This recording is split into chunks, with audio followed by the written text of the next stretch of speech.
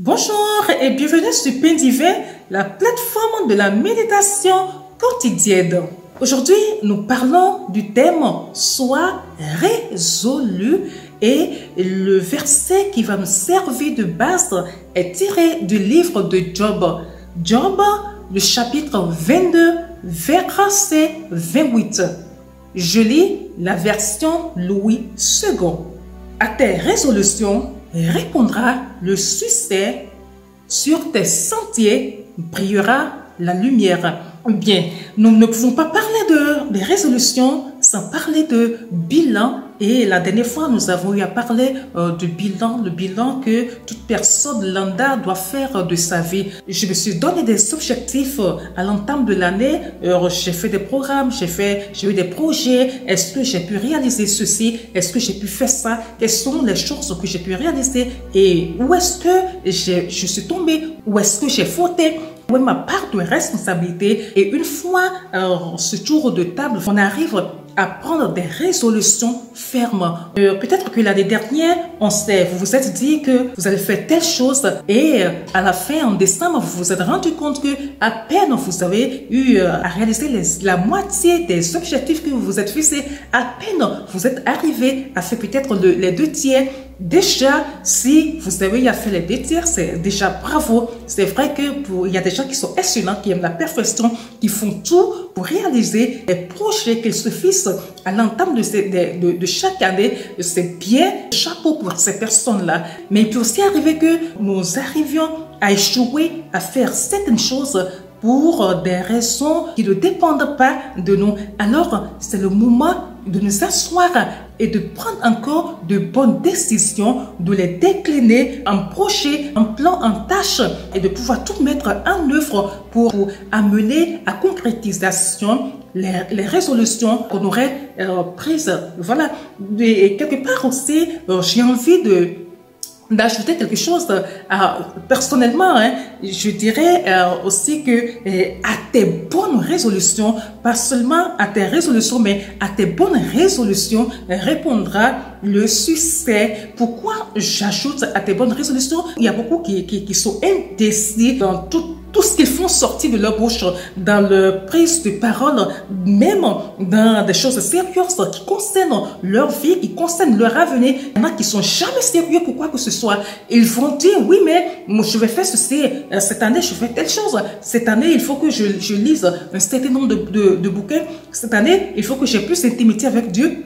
Cette année, il faut que je fasse ci, je fasse ça. Bref, et à la fin de l'année, il se retrouve sans rien. Il se retrouve avec un résultat zéro, quoi, mais vraiment zéro de chez zéro. C'était des bonnes décisions, oui, mais pas d'engouement autour d'elle. Il n'y avait pas la conviction derrière, il n'y avait pas la conviction derrière ces résolutions, ce qui fait que la force a manqué, le punch a manqué, ce qui fait qu'on n'a pas mouillé le maillot pour leur réalisation. Alors cette année, j'aimerais vous inviter, frères et sœurs, à vous donner plus, à faire un travail de forcing sur vous-même. Il faudrait aussi que nous évitions la procrastination. Alors vous savez, cet état qui fait que nous rejetons toujours à demain. Nous avons dit peut-être que chaque soir de moins, à chaque semaine, nous devons nous consacrer 2 heures de temps à nous affiner dans tel ou tel domaine. Et qu'est-ce qu'on fait le plus souvent? Le soir du jour qu'on s'est fixé, il y a une petite fatigue qui est là.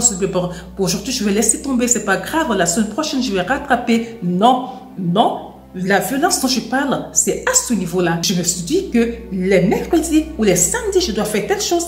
Quelle que soit la fatigue qui est là, c'est un objectif qui est fixé et je dois le réaliser coûte que coûte. Sinon, ça va s'accumuler, ce qui va faire que à la fin de l'année, le résultat ne sera pas concluant, quoi. Et en tant que chrétien, nous ne devons pas ignorer ceci. Notre verset d'ancrage, c'est Job 22, 28, c'est vrai, mais il faudra aussi monter pour pouvoir comprendre l'esprit dans lequel cette parole a été libérée par Job. Et là, nous pouvons voir au verset 21 du chapitre 22, toujours qu'il s'agit pour les personnes qui veulent avoir du succès, qu'elles s'attachent à Dieu. On descend encore au verset 22 qui dit laisse-toi instruire par Dieu.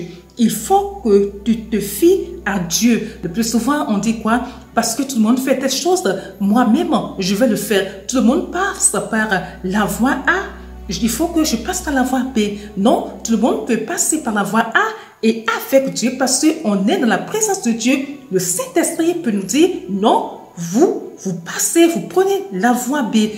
Sur le coup, on ne va pas vous comprendre. Mais à la fin, tout le monde vous donnera raison. Et en 3, au verset 23, il dit « Éloigne-toi de toute iniquité ». Alors, je récapitule. Si vraiment vous avez de bonnes résolutions, si ces résolutions viennent du très fond de votre cœur, parce qu'il y a des gens qui font des choses par suivisme. Non, ne faites rien par suivisme ou par esprit de jalousie. Vos résolutions doivent être votre empreinte vous-même. Et lorsque, une fois ces résolutions sont montées dans votre cœur, il faudrait que vous établissiez un plan, que vous établissiez des programmes pour pouvoir les réaliser. Après tout cela, ce qui fait le succès du chrétien, c'est quoi? Comme l'a dit Job, c'est qu'il faut s'attacher à lui. Il faut vivre une intimité forte avec Dieu. En 2, il faut se laisser s'instruire par Dieu, non pas écouter la philosophie de ce monde-là. Et en 3, il faut s'éloigner de l'iniquité. Dieu a horreur de l'iniquité. Avec tous ces ingrédients réunis, le succès est assuré. À tes résolutions répondra le succès. Maintenant, nous allons prier pour toutes ces personnes qui n'arrivent pas à être sérieuses dans leur prise de décision, dans leur résolution. Père, toi qui donnes la force, toi qui fais qu'on prend au sérieux les choses, nous demandons ta faveur, que ton esprit les visite, que ta force les visite, qu'ils aient envie de faire bien afin qu'en fin d'année, le résultat soit positif. Merci Père, parce que tu nous as écoutés. Allez, bonne journée à vous et que Dieu vous garde.